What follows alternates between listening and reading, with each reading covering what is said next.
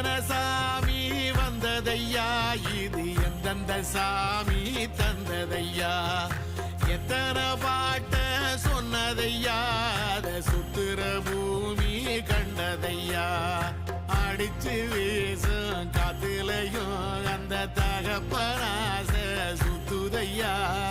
பிடிச்சு பூக்கும் வேதையிலும் ஒரு வம்சத்து கதையே உள்ளதையா,